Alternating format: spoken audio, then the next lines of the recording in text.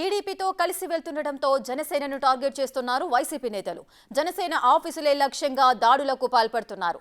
ఎక్కడైనా జనసేన దిమ్మలు కనిపిస్తే కూల్చివేస్తున్నారు. అలాగే ఫ్లెక్సీలుంటే చింపేయడం లేకపోతే కాల్చివేయడమో చేస్తున్నారు. ఇలా రాష్ట్రంలో ఎక్కడో ఓ చోట ప్రతి చోట జరుగుతూనే ఉన్నాయి.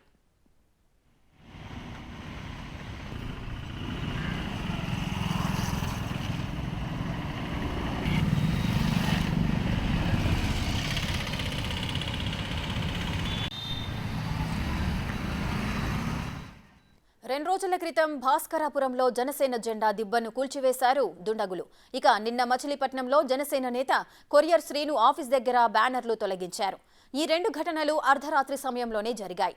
మచిలీపట్నం చల్లరాస్తా సెంటర్లో కొరియర్ శ్రీను పార్టీ ఆఫీసులోకి అర్ధరాత్రి సమయంలో దుండగులు చొరబడ్డారు. పార్టీ కార్యాలయం వద్ద కట్టిన బ్యానర్లను తొలగించారు. కొన్నింటిని కాల్చేశారు. ఈ బ్యానర్లను తొలగించేందుకు గత కొన్ని నెలలుగా ప్రయత్నాలు చేస్తున్నట్లు గుర్తించారు జనసేన నేతలు. బ్యానర్ల తొలగింపుపై పోలీసులకు ఫిర్యాదు చేసేందుకు సిద్ధమయ్యారు.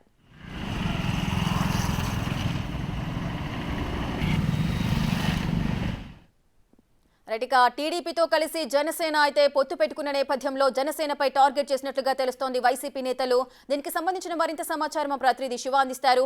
రైట్ శివ, చెప్పండి, ఎక్కడైతే జనసేన దిమ్మెలు గాని బ్యానర్లు ఉన్నట్లయితే వాటిని తొలగించడమో కాల్చివేయడమో చేస్తున్నారు వైసీపీ నేతలు. ఈ నేపథ్యంలోనే పోలీసులకు ఫిర్యాదు చేయబోతున్నట్లుగా తెలుస్తోంది జనసేన నేతలు. ఏం జరగబోతోంది, డీటెయిల్స్ ఏంటి?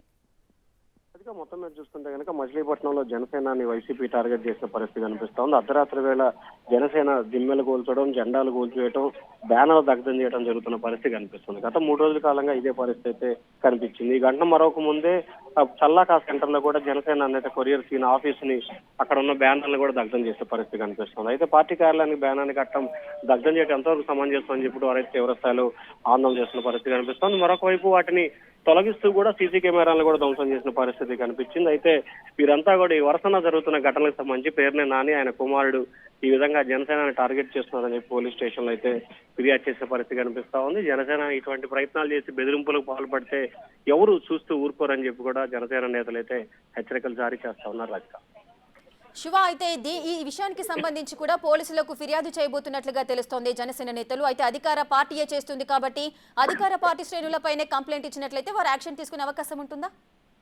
ఖచ్చితంగా ఏదైతే జనసేనకు సంబంధించిన పోలీసులు అయితే పోలీస్ స్టేషన్ లో ఫిర్యాదు చేస్తున్నారు, మరి అయితే తూతు మంత్రంగా వదిలేస్తారా అనే దానికి సంబంధించి అయితే స్పష్టత కనిపించట్లేదు. ఎందుకంటే 3 రోజుల క్రితం జెండా దింసం చేసిన ఘటనలో కూడా పోలీసులకు ఫిర్యాదు చేసినా కానీ ఎటువంటి ప్రయోజనం కానీ ఎటువంటి చర్యలు కానీ తీసుకున్న దాఖలు తాజాగా మళ్ళీ ఇప్పుడు ఇటువంటి ప్రయత్నం చేయడంతో కూడా పోలీసులపై తమకు నమ్మకం లేదనేది జనసేన నేతల అభిప్రాయంగా కనిపిస్తా ఉంది. కానీ తాము మాత్రం చట్టబద్ధంగా పోలీస్ స్టేషన్లకి ఫిర్యాదు చేస్తాము, ఆ ఫిర్యాదుని బేరేజ్ వేసుకునే తమ కార్యాచరణ ఉంటుంది. లేకపోతే పోలీసులు కనుక చర్యలు తీసుకో ఖచ్చితంగా ఆందోళన చేయడానికి కూడా తాము వెనకాడే ప్రసక్తే లేదని చెప్పి జనసేన నేతలు అయితే స్పష్టం చేస్తున్న పరిస్థితి కనిపిస్తా ఉంది. Right, thank you Shiva.